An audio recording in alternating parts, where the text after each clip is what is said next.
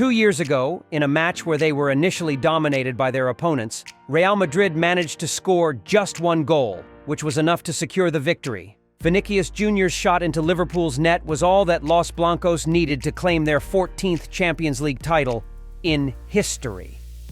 2 years later, although he wasn't the only one to score in the final, the Brazilian forward's precise left-footed strike ended Dortmund's hopes of an upset. Vinicius also played a crucial role in the lead-up to Dani Carvajal's opening goal. It was his brilliant dribble down the left flank that forced Mats Hummels to concede a corner. From that set piece, Toni Kroos delivered a pinpoint cross for Carvajal to head into the net. When Jude Bellingham passed the ball to his teammate after intercepting a loose ball from an opponent, the English midfielder even raised his hands to celebrate, showing the trust his teammates had in Vinicius.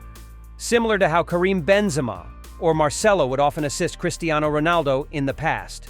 History once again honored the star of Selecao. Vinicius became the youngest player to score in 2 Champions League finals at just 23 years and 325 days old. The previous record holder was Lionel Messi, who scored at 23 years and 338 days old in the 2009 and 2011 finals.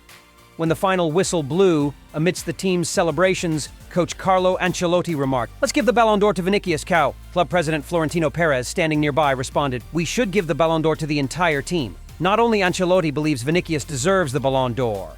Rodrigo also shared on his personal page that Vinicius is the best in the world. Additionally, Jude Bellingham, Lucas Vazquez, and Eder Militão all agreed that their teammate is number 1 in the world.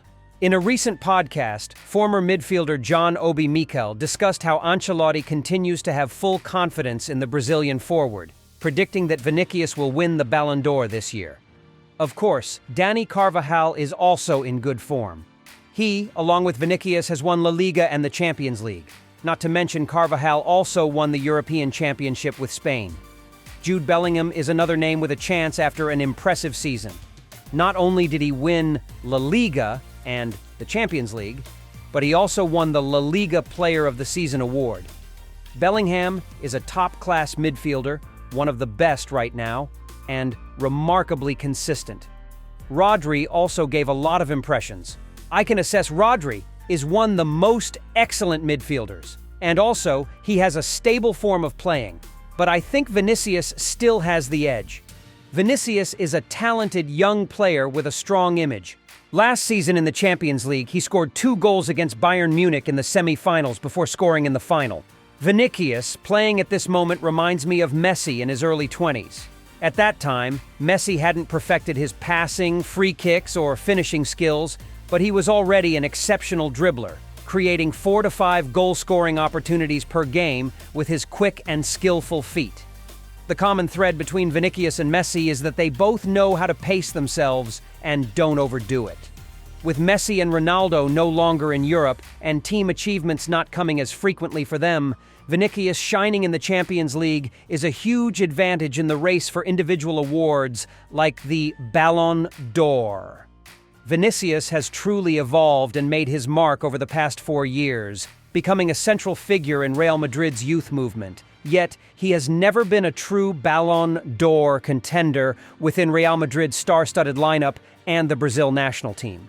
Vinicius's role changed gradually, especially before and after Karim Benzema's departure, as people began to appreciate what Vinicius had done and continues to do. Since the 2020-2022 season, Vinicius has proven he can do everything on his own. And it's time for people to see this 2000-born player in a new light, with maximum respect and admiration. The Brazilian forward truly shines in crucial matches, helping Real Madrid win La Liga, the Spanish Super Cup, and the Champions League last season. Vinicius's individual achievements may seem modest compared to Kylian Mbappé or Erling Haaland, but the 23-year-old always knows how to shine when the team needs it. That's something we need to weigh carefully when choosing who deserves the Ballon d'Or. Mbappé had an impressive season with PSG, but he was completely disappointed in the semi-final against Dortmund. Haaland was even worse. Indeed, after Jude Bellingham arrived at Real Madrid in the summer of 2023, the English midfielder immediately became the main man with his impressive goal-scoring ability. And players in the central area usually receive more attention than those playing on the wings, in defense, or as goalkeepers. This trend is evident in the Ballon d'Or voting results over many years. As the season progressed, Bellingham's form began to dip as he struggled with being targeted by opponents and also faced psychological issues. This was when Vinicius showed everyone his importance to Real Madrid. If there's still any doubt, let's recap to prove that only Vinicius deserves to win the 2024 Ballon d'Or. Before the Super Cup final, the Brazilian star had shown in almost all of Real Madrid's big matches. In the second leg of the Champions League round of 16 against Leipzig, Vinicius scored a goal. In the second leg of El Clásico against Barcelona in La Liga last season, Vinicius scored one goal and assisted another. In the 3-3 draw with Manchester City, in the first leg of the Champions League quarter-finals at the Bernabeu, Vinicius provided 2 assists. In the 2-2 draw with Bayern Munich in the first leg of the Champions League semi-finals, Vinicius contributed a brace.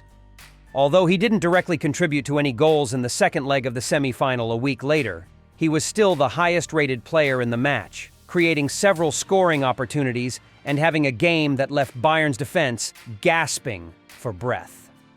Finally, in the Champions League final, Vinicius tormented Dortmund's defense, and it was the Brazilian who sealed Real Madrid's brilliant season with the decisive goal to make it 2-0 against Dortmund. Of course, people will continue to debate Vinicius's goal because he didn't hit the ball cleanly, and some may call it lucky, but let's remember that it was still a goal, not a chance converted into a goal like other players such as Karim Adeyemi. That's the mark of a star. Brilliance in title-deciding matches. So why don't we award the 2024 Ballon d'Or to Vinicius right now? Perhaps the main reason some people still hesitate is that Vinicius hasn't shown much in the national team's colors at the recent Copa America. After 4 matches, they only managed to win 1 game against Paraguay in 90 minutes, while drawing 3 times against Costa Rica, Colombia, and Uruguay.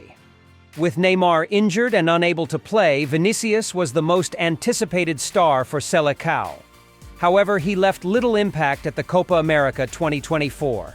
The Real Madrid star started all 3 group stage matches, but only scored 2 notable goals, both in the win over Paraguay.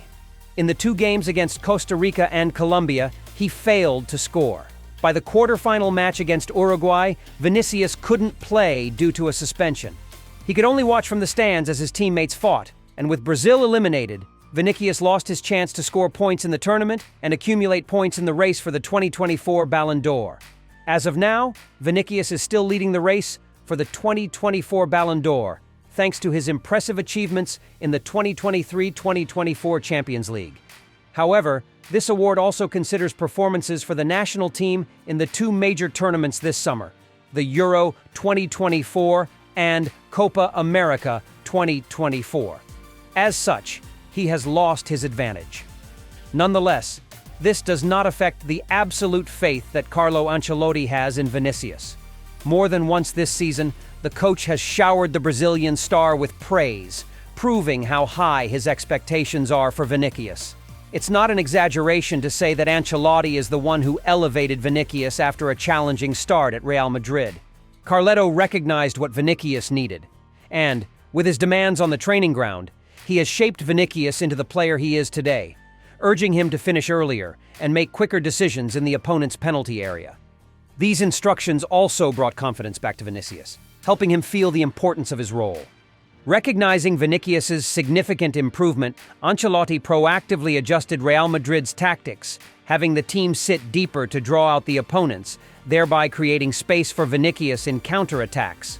Vinicius himself has shown seriousness in his lifestyle, with a personal fitness coach and chef closely monitoring his recovery routines after matches, and he went through an entire season without injury. Witnessing Vinicius's tremendous growth under his guidance, it's no surprise that Ancelotti is always proud and full of hope for this forward, who could very well be the future Ballon d'Or winner.